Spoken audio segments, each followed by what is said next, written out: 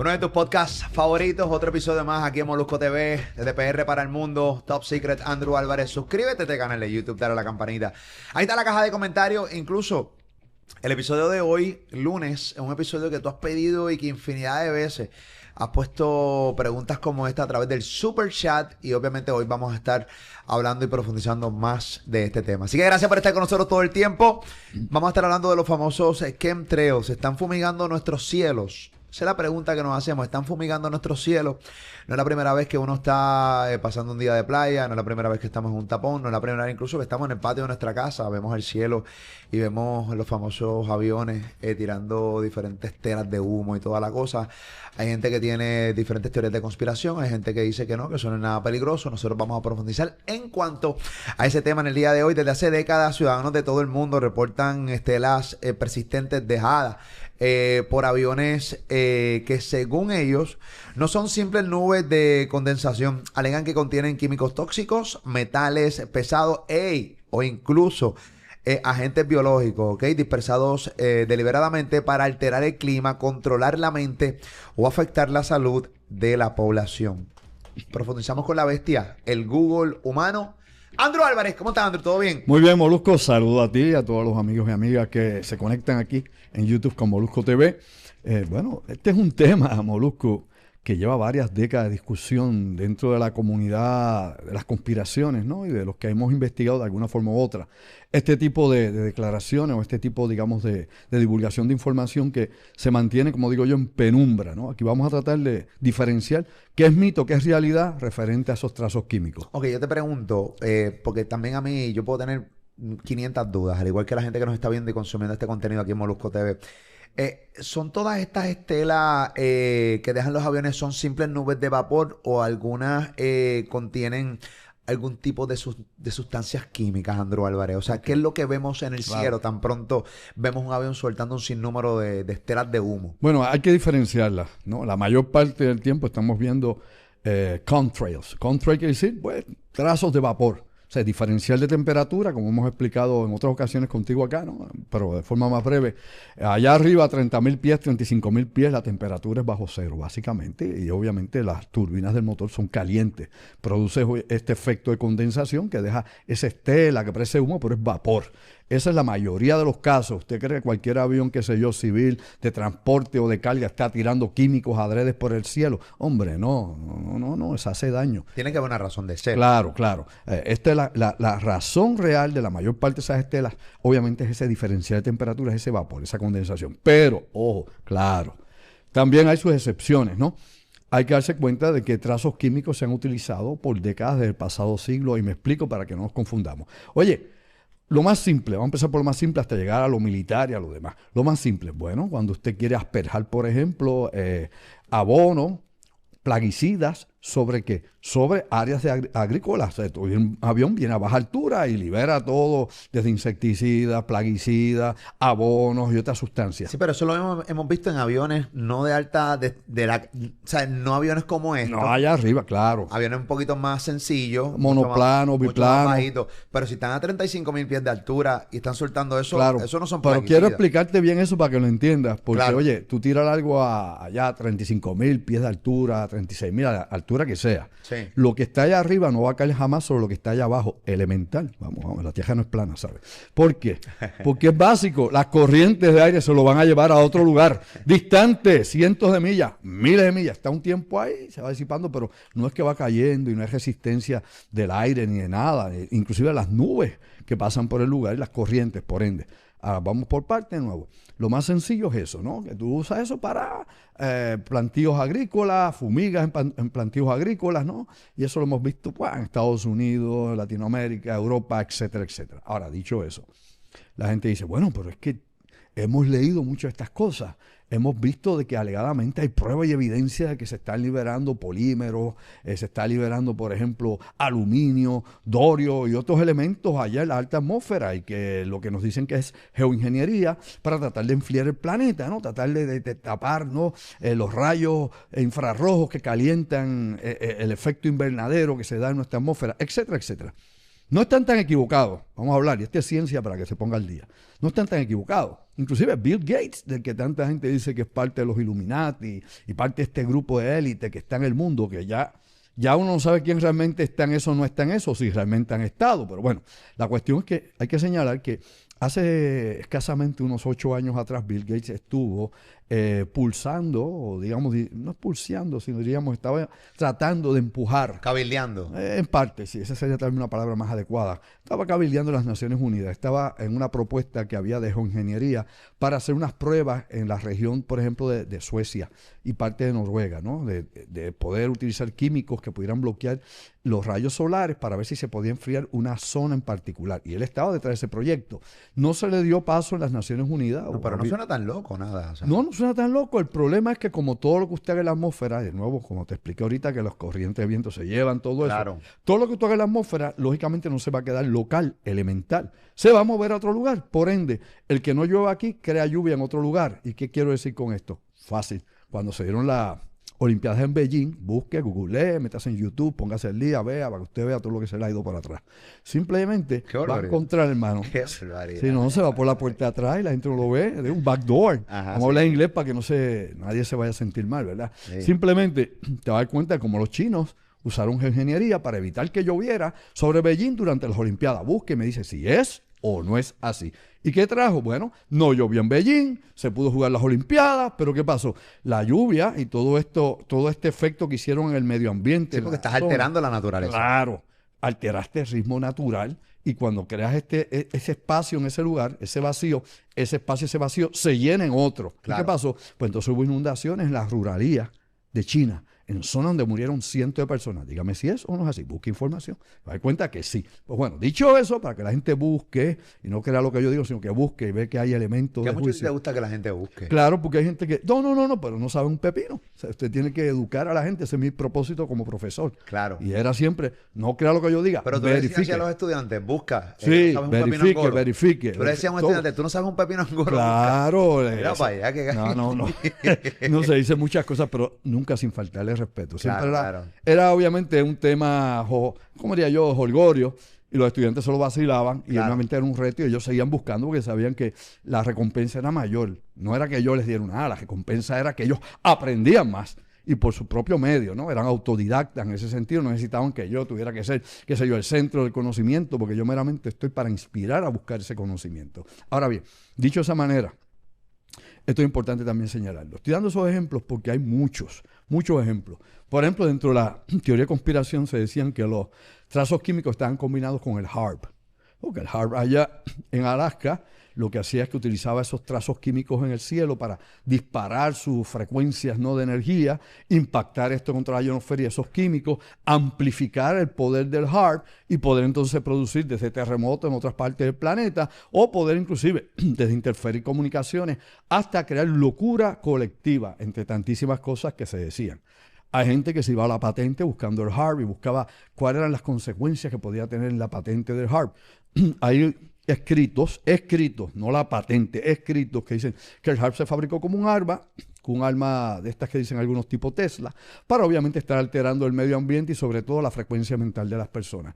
Cuando tú investigas seriamente, ¿no? Y conoces algo de ciencia y empiezas a buscar, por ejemplo, publicaciones responsables o lo que hay realmente sobre la tecnología del HAARP, te das cuenta que todo eso era sin fundamento, eran meramente pajas mentales que 2 o 3 buscaban para vender libros o para hacer algo. De hecho, había un libro que se llamaba Angels Don't Play This Harp, ¿no? Los ángeles no tocan esta arpa. Y eso fue en la década de los 90 y la primera década de este siglo es cuando más se estuvo hablando de los famosos trazos químicos. Fue un boom, pero fue un boom porque pagaba. O sea, la gente vendía documentales, vendía libros. Vamos, no seamos tontos, ¿verdad? Ni ingenuos. La realidad es que es un negocio. Y el negocio es atraer la atención de la gente, crear morbo y promover todo este tipo de cosas, basándose en un principio que es verdad y el resto añadiéndoselo, ¿no? En una teoría de conspiración o en una leyenda urbana que tú amplías. Y a la gente, como le gustaba lo extraño, pues buscaba y creía eso porque el gobierno no decía nada. Y al gobierno hacer silencio, haber un espacio vacío, pues esta gente, puedes decir lo que te dé la gana. O sea, tú puedes decirle a la CIA lo que te dé la gana, lo sabes, ¿verdad? Y la CIA no va a salir públicamente a desmentirte, ni a mí, ni a ti, ni a usted. ¿Por qué? Porque obviamente no tienen tiempo para esa bobería y la idea sobre todo es que siempre haya muchas teorías. Oiga, mastique con las neuronas. Muchas teorías. Porque mientras más teoría hay de un evento de algo, una y otra se cancelan y es tanta la confusión, como dicen en Puerto Rico, el berenjenal de cosas, que la gente nunca sabe realmente qué es lo que ocurre. Porque aquel dijo esto, aquel dijo lo otro, aquel publicó lo otro, para acá, para acá, para acá. O sea que la confusión es estratégica. Exacto, la confusión y la distracción es parte obviamente de la estrategia para, ¿cómo diría yo? Para poder confundir, ¿no? La percepción y la opinión de la gente. Ahora, trazos químicos, de nuevo volvemos a eso. ¿Son ciertos o no son ciertos? ¿Lo usan los militares o no lo usan los militares? Ahora vamos al otro lado de la moneda. Sí, hay trazos químicos. Sí, lo usan los militares. ¿Para qué? Para diversas cosas. Y esa información inclusive no está ni clasificada. No existe. Sí, no existe. Es que hay parte de esa información no está clasificada, quiere decir que no está guardado top secret, que sí está publicada. De hecho, usted puede hacer Google, busque información en esos sitios que a la gente le encanta buscar. Mire, por ejemplo, hay lo que se llama el manual de guerra, por ejemplo, de guerra híbrida de la Fuerza Aérea de los Estados Unidos. Hay otro que es el manual de armas no convencionales de la Fuerza Aérea de Estados Unidos. Y puede buscar, obviamente, todas las diferentes estrategias que tienen ellos de uso de armamento. Puede buscar, por ejemplo, en la rama de armas bioquímicas y de armas químicas. Y va a encontrar que se señala y se describe trazos químicos aéreos. El uso de trazos químicos aéreos.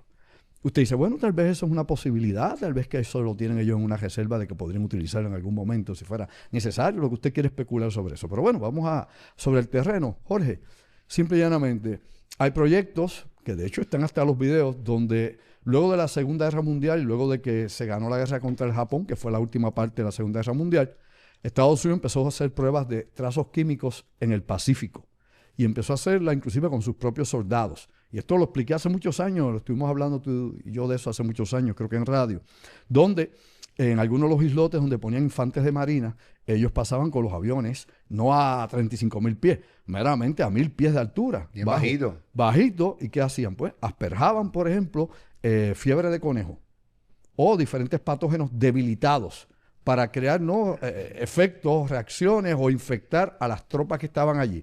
El propósito del proyecto, que hay otro que se llama Black Winter, para que se pongan al día, que es otro proyecto similar, pero que se hizo en la ciudad de New York, precisamente el mismo año en que se dio el ataque a las Torres Gemelas. Casualidad, vaya a saber.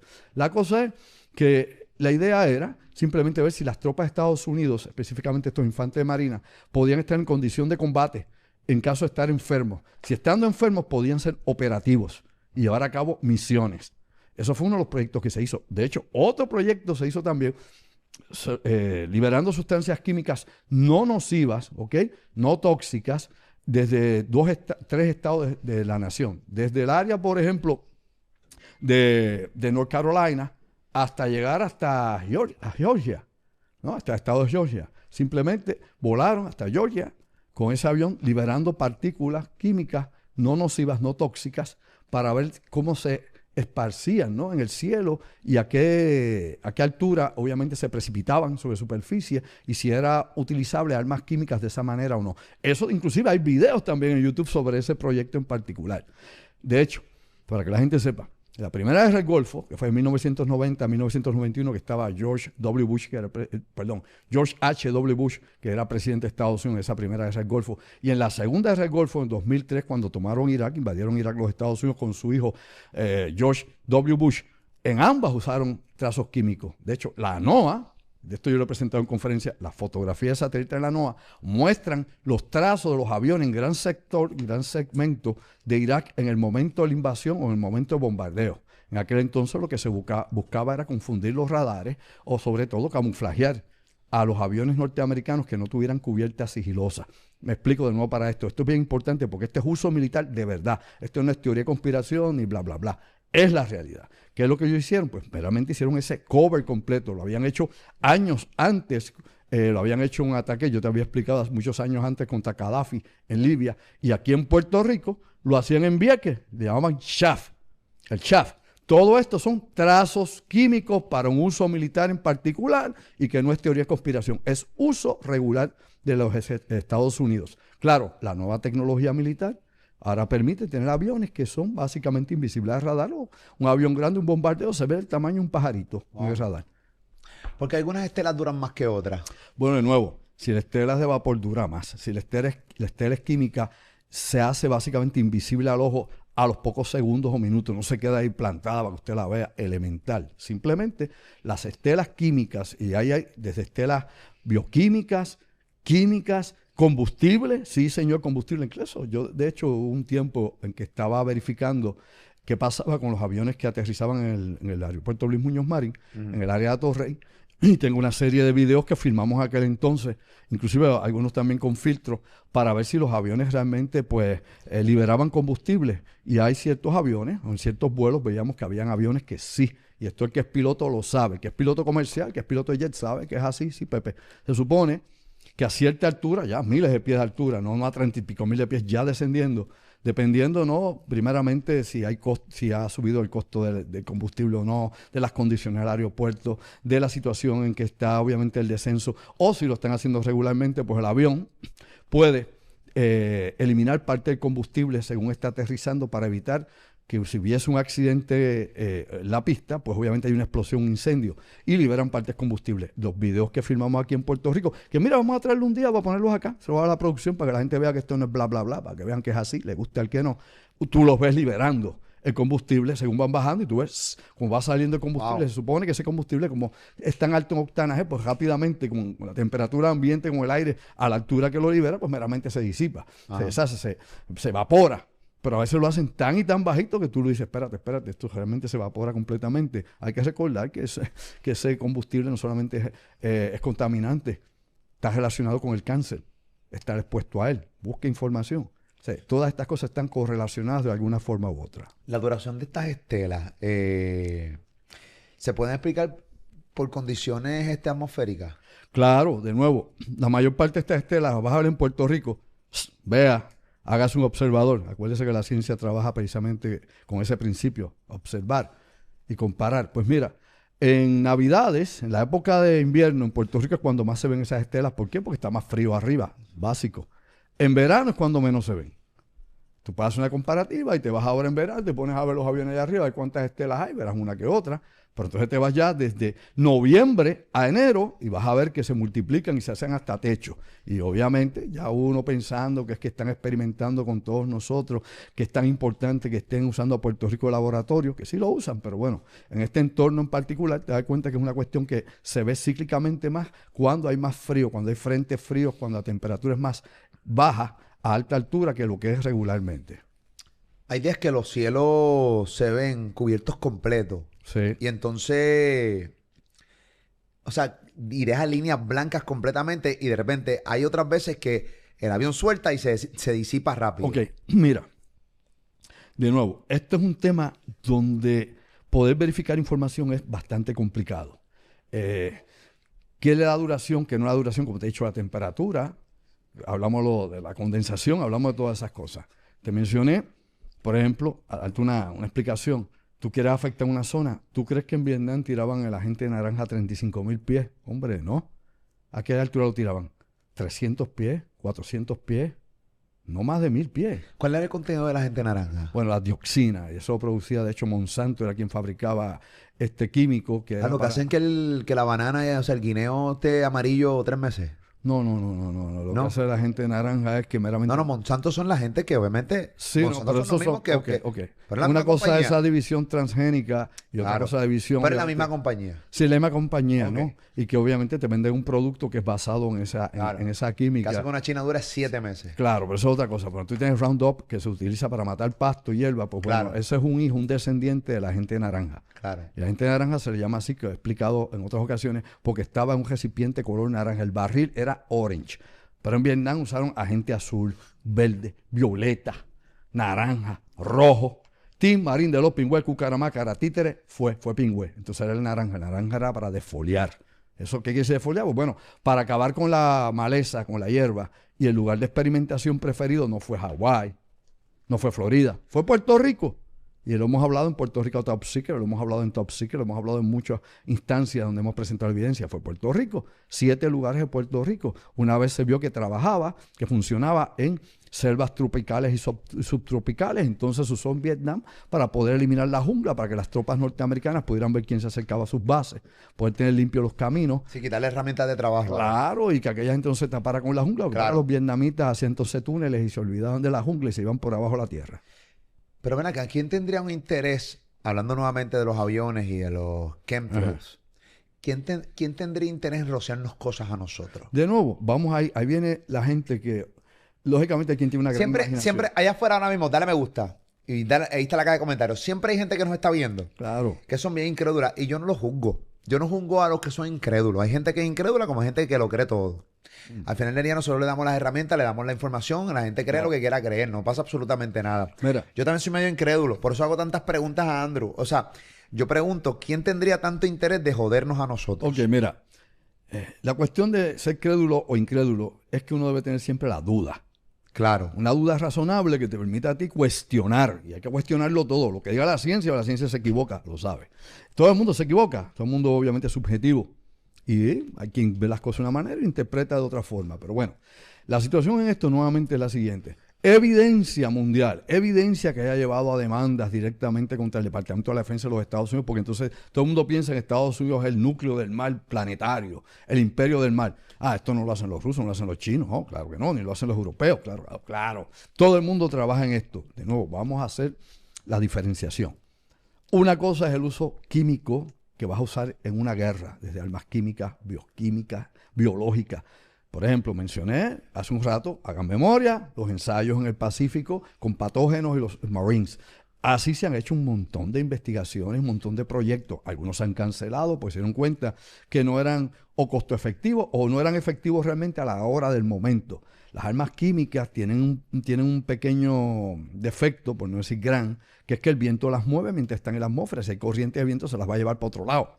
Así que tú tienes que hacer cálculos, igual que le pasa a un sniper. Un sniper no es meter en una mira y disparar. El sniper tiene que calcular la temperatura, la humedad, la dirección del viento. Sí. Sí, la luz solar, todo eso. ¿Y Si, qué? si no calculas eso, eres un malango. Eso no es apuntar y tiro. Claro, pregúntale a aquel por qué le dio en la oreja a Trump y no le dio en el cocote. O sea, tienes que darte cuenta que esto es cuestión de saber lo que Qué se buen está haciendo. ejemplo, qué barbaridad. Claro. O sea, un francotirador profesional o militar tiene que hacer todo eso. Si no sabe eso, no lo es.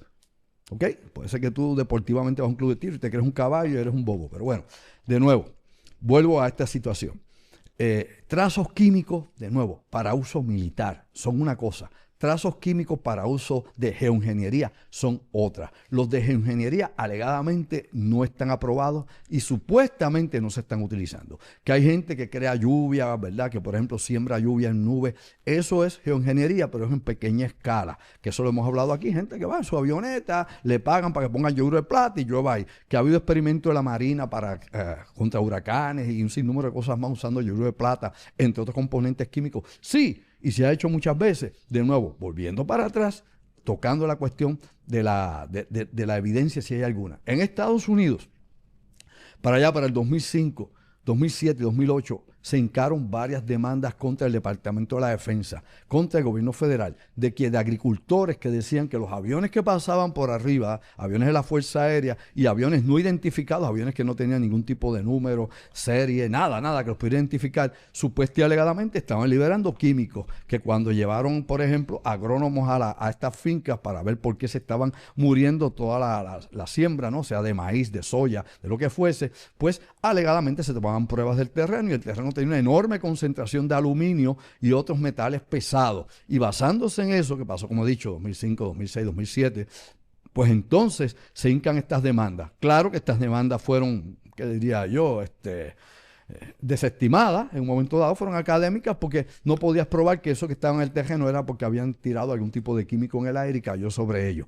Todo esto ha traído un revuelo, como te he dicho. Actualmente, en estos momentos en que yo le hablo a usted no escucha esa discusión a nivel mundial. Esta discusión inclusive, y lo había dicho contigo antes, había sido hincada o había sido llevada al Foro de las Naciones Unidas en la década de los años 60 por Cuba, ¿no? Fidel Castro, Cuba en aquel momento, pues llevaron una queja y un ataque contra Estados Unidos por estar haciendo dos cosas, alegadamente manipulando el clima para que los huracanes cayeran sobre sobre Cuba, y en aquel entonces la gente se reía porque que manipulando el clima, ¿a quién se le ocurre eso? Pero bueno, sabemos que hay cierta tecnología y no es necesariamente el hard. Vea más allá de lo aparente, es otra cosa. Y por otro lado, acusando a Estados Unidos, está haciendo una guerra bioquímica contra Cuba, que obviamente contaminando con hongos, el famoso hongo azul que se come el tabaco cubano, y atacando también con químicos la siembra de caña, que era obviamente la matriz de la economía cubana en la década de los 60. Ya hoy en día ni una cosa ni la otra produce economía en Cuba. Ya Cuba se cayó sola. Pero esto te lo traigo de nuevo, porque es parte de las declaraciones a nivel internacional que se han llevado al Foro de las Naciones Unidas y donde usted puede adquirir información, no de gente que dice en TikTok, no de youtuber que no sabe lo que habla, etcétera. Información real. Información real dice que sí hay uso militar, que sí se ha utilizado aparentemente en algunas operaciones de inteligencia, y yo había hablado contigo aquí, por ejemplo, que en la época de Vietnam estaba la operación Popeye o Popeye, donde ellos pues llegaban, obviamente, allí hay una gran humedad y aprovechaban las nubes y nuevamente sembraban lluvia y creaban pues grandes monzones de agua sobre la ruta Ho Chi Minh, que era el camino Ho Chi Minh, era por donde llevaban municiones al Vietcong en Vietnam del Sur. Llevaban de Vietnam del Norte a Vietnam del Sur, que toda esa ruta pues hacían que lloviera y lloviera, se inundara el fango y no hubiera forma de poder llevar por ahí misiles, municiones, etcétera. Sí ha ocurrido, sí está ahí la información histórica. Así que el que no cree en nada, pues porque no leyó nada. Y el que se lo cree todo es porque tampoco leyó. Qué duro. Dale me gusta, comparte el contenido, ahí está la caja de comentarios. Oye, antes de continuar con Andrew Álvarez hablando un poquito sobre los chemtrails acá en Molusco TV en Top Secret, sé parte del party más grande, corillo, que va a ocurrir en PR el próximo 21 de junio. Tienes que estar con nosotros. Andrew, ¿te gusta el merengue? Ah, papá, seguro. Tiene que hay. El Biscrespo va a estar el 21 de noviembre, no te lo puedes perder. Molusco TV presenta el Biscrespo en concierto. Va a ser el sábado 21 de junio en el Coliseo de Puerto Rico, en el Choli, con todos sus éxitos, con todos sus palos, con todos sus invitados. Lo que está montando el Biscrespo para el Choli va a ser histórico. Si a ti, o sea, el Biscrespo en los últimos meses, puedo decir que en el último año, o sea, la manera en que este pana cómo ha convertido su carrera y cómo se ha actualizado a unos niveles es increíble, cogiendo canciones incluso hasta canciones que son de la década de los 90 y moviéndolas nuevamente para el 2025 a sonar duros en la radio y en las plataformas digitales. Es increíble, y eso es lo que tú vas a estar viendo ayer el próximo 21 de junio, el Biscrespo en concierto en el Choli. Últimos boletos a través de tiquetera.com, el Biscrespo en concierto. Y en otros temas, ¿escuchaste esto? Pasta to go. ¿Sabes que Pasta to go obviamente venden pasta? Y son obviamente son las mejores pastas sin duda alguna que he probado. Por eso, obviamente, pero no muchos saben que ellos también tienen los mejores desayunos los 7 días de la semana. Puedes crear tu sandwichito, tu revoltillo, y lo mejor hacen maicena y avena y queda igualita que la hace la abuelita. Y tienen también los mejores y más esponjosos pancakes hechos en casa. Pasta to go. Están localizados, mira, tienen uno en Carolina, hay otro en Guaynabo, Cagua, Manatí, y en Bayamón. En Bayamón todavía no tienen desayuno, por si acaso, es el único que no tiene desayuno, pero Carolina, Guaynabo, Cagua y Manatí tienen desayuno, ¿ok? Así que si quieres comer una rica pasta, llega Pasta to go todo el tiempo, no 24/7 no, pero llega a los 7 días de la semana, y también tienen sus desayunos. Pasta to go, tu energía, tu salud, tu pasta to go. Andrew Álvarez. Mira, no quiero que se pase esto. Zumba. Estoy tratando de hacer memoria. Esto acá. Más de la que ya tienes. Qué barbaridad. No, que hay cosas que yo hablaba hace 15, 20 años atrás. Este es un tema de hace 15 o 20 años atrás. Lo que pasa es que tienes que entender que como nosotros nos mudamos ahora a este mundo de YouTube, claro, todo eso que nosotros hablamos en radio se perdió. Sí, yo nosotros lo grabamos en minidisc, ¿te acuerdas? En cassette. Sí, grabamos en el Box Pro, que es un mecanismo que utilizamos, o sea, un sistema que utilizamos en radio.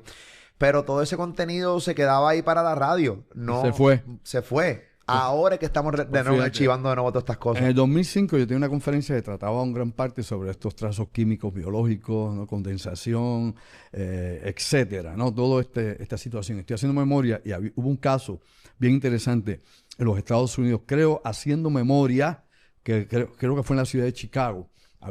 Y si no fue en Chicago, pues perdónenme, voy a tratar de ver entonces y después en otra ocasión rectifico si no fue allí. Y hay una doctora que estuvo haciendo una investigación en este vecindario. Sí. Ese vecindario en la actualidad se derrumbó. Por ejemplo, aquí en Puerto Rico teníamos aquel componente que había de casa que se llamaba era como lo que había quedado después de los Panamericanos, la Villa Panamericana que hubo aquí en Puerto Rico, que la derribaron, que era un serie de complejos de edificios. Pues bueno, había un complejo de edificios que era obviamente de gente de bajo nivel económico, la mayoría eran afroamericanos y vivían en ese complejo, estuvieron en ese complejo casi como 25 o 30 años viviendo en ese complejo. Esta doctora se dio a la tarea de estudiar a la población por los altos índices de cáncer que había allí. De hecho, en Estados Unidos hay recientes estudios de comunidades que están cerca de las procesadoras, por ejemplo, de uranio en Estados Unidos y de las empresas que tengan que ver con el bloque militar, industrial, farmacéutico, aeronáutico de Estados Unidos, donde pues nuevamente se hacen armas nucleares. Y la gran cantidad de la gente que vive en la periferia, oiga bien, en la periferia, tiene o cáncer o tiene niveles de radiación más altos de lo normal. Por ende, lo que se asume es que ha habido filtraciones de radiación en tantísimos años. Ahora bien, a lo que voy. En esta investigación, esta doctora encontró que en las heces de estas personas, no en la excreta de estas personas, en la orina, había plutonio. Wow. Se hizo un estudio longitudinal del tiempo y según la gente que vivía allí, ellos dicen que recordaban que pasaban muchos aviones bajitos. Bueno, yo me acuerdo acá cuando yo era niño, pasaban los aviones que iban para el aeropuerto internacional, que antes no se llamaba Luis Muñoz Marín, y pasaban por arriba a casa haciendo ruido. Y yo te expliqué en una ocasión también y presenté en conferencia que la Boeing probaba los aviones, los motores de aviones en Puerto Rico antes de ponerlos en circulación en Estados Unidos para ver si los decibeles eran demasiado altos para el área urbana. Y lógicamente el lugar de experimento, una vez más, Puerto Rico, el área metro. Pero bueno, eso es un tema aparte. La situación es que aparentemente ese complejo se utilizó por un experimento militar secreto donde se liberaba cierta cantidad de plutonio sobre el área. Aviones bien bajitos, casi raspando por arriba de los techos. La documentación, las pruebas que se hicieron a la gente. Cuando todo eso empezó a salir a la luz pública, se sacó a todo el mundo de ese lugar y se derrumbó y se destruyó todo el complejo. Eso es un dato histórico bien interesante que de hecho voy a revisar para traerlo aquí contigo, porque fue de las cosas que presenté allí. Presenté a la doctora, la entrevista de ella, los documentos médicos que ella había hecho, las pruebas, el edificio, la gente, todo eso. Y es un escándalo que usted ni ha escuchado en su vida y ahí ha estado en las tantísimas cosas que se supone usted no deba saber. En Puerto Rico, casualmente en la década de los 70, para allá, para el año 1976, yo tuve la oportunidad de mi señora madre, la doctora María Los Ángeles Chardón, que era profesora en la universidad, y un grupo de compañeros de ella de la Universidad de Puerto Rico, inclusive de la Fundación Ana G. Méndez, de ir a los barrios aledaños a Rupert Roads, allá. Y estando en Ceiba, en Rupert Road, habíamos ido allí porque estudiantes de mi señora madre le habían dicho que había gente deforme en esos barrios, gente deforme, gente con hidrocefalia, cabeza bien grande, un muchachito que le llevaba la nariz hasta el ombligo y cosas así, como un hombre elefante, y una muchacha que le llamaban la muchacha vaca, la mujer vaca. ¿Qué es esto? Cosas así. Yo decía, eso en mi vida. Yo tampoco. Yo decía, mi mamá me decía, mira, nene, vamos para tal cosa, ¿te interesa ir a ver esto? Y yo, claro, yo quiero ver eso. Imagínate, uno tiene un zoológico, ¿no? Casi un zoológico humano. Sí. Vamos hasta allá.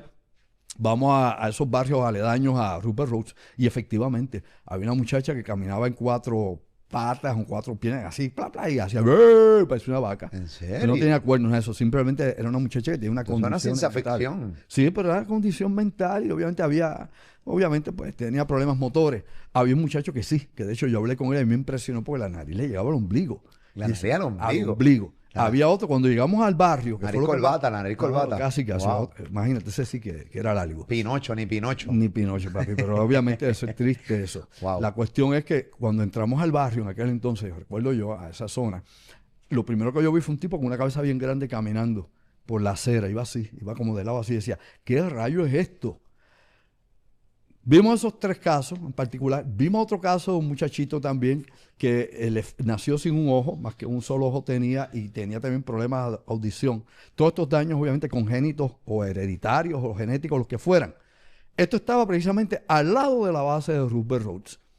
No sé por qué nunca trascendió ni se hizo un escándalo de esto. Los profesores que fueron allí tomaron nota, entrevistaron a la gente. No sé en qué terminó, si en alguna publicación de alguna clase a nivel científico o universitario, pero a mí nunca se me olvidó. Nunca se me olvidó. Eso fue en el año 76. Años después yo seguí mi investigación, como tú sabes, en Top Secret, y damos esto en conferencia de lo que había en Rupert Road.